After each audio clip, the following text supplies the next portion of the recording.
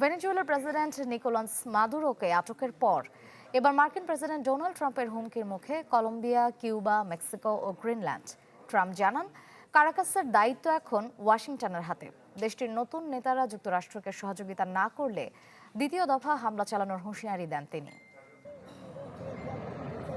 আন্তর্জাতিক আইনকে বুড়ো আঙুল দেখিয়ে ভেনেজুয়েলায় সামরিক অভিযানের রেশ না কাটতেই এবার নতুন হুঙ্কার মার্কিন প্রেসিডেন্ট ডোনাল্ড ট্রাম্পের। হুমকি শিগগিরই পতন হচ্ছে কলম্বিয়ার প্রেসিডেন্ট গুস্তাভো পেত্রোর সাম্রাজ্যেরও। ভেনেজুয়েলার মতো কলম্বিয়াও গভীর সংকটে। একজন অসুস্থ ব্যক্তি দেশটি চালাচ্ছে, যিনি কোকেইন তৈরির সাথে সম্পৃক্ত। কলম্বিয়া খুব শীঘ্রই পতনের মুখে পড়বে।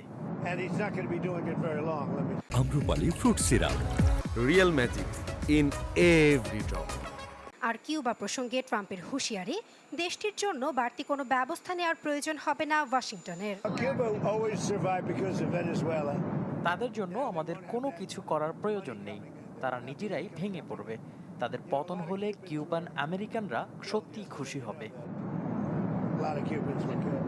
ট্রাম্পের আগ্রাসী বক্তব্যে তাৎক্ষণিক প্রতিক্রিয়া দেখিয়েছে গুস্তাভো পেত্রো। এক্সের এক পোস্টে ল্যাটিন আমেরিকান সব দেশকে ঐক্যবদ্ধ থাকার বার্তা দিয়েছেন কলম্বিয়ার প্রেসিডেন্ট। জানান, এ ধরনের আগ্রাসনের বিরুদ্ধে রুখে না দাঁড়ালে দাস হিসেবে সাম্রাজ্যবাদীদের রোশনালে পড়তে হবে পুরো ল্যাটিন আমেরিকাকে। মাদুরোকে আটকের ঘটনায় দেশজুড়ে বিক্ষোভ করছে ভেনেজুয়েলার সরকারপন্থী জনগণ। যুক্তরাষ্ট্রের আগ্রাসনের বিরুদ্ধে রাজপথে নামার ডাক দিয়েছেন মাদুরো পুত্র নিকোলাস মাদুরো গুয়েরা। বাবার আটক প্রসঙ্গে এক ভিডিও বার্তায় বলেন, ইতিহাসই বলে দিবে কারা বিশ্বাসঘাতকতা করেছে।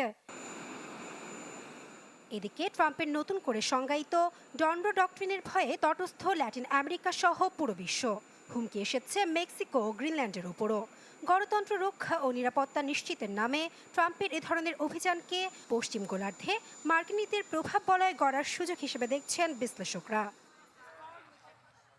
নাসরিন আক্তার, চ্যানেল 24।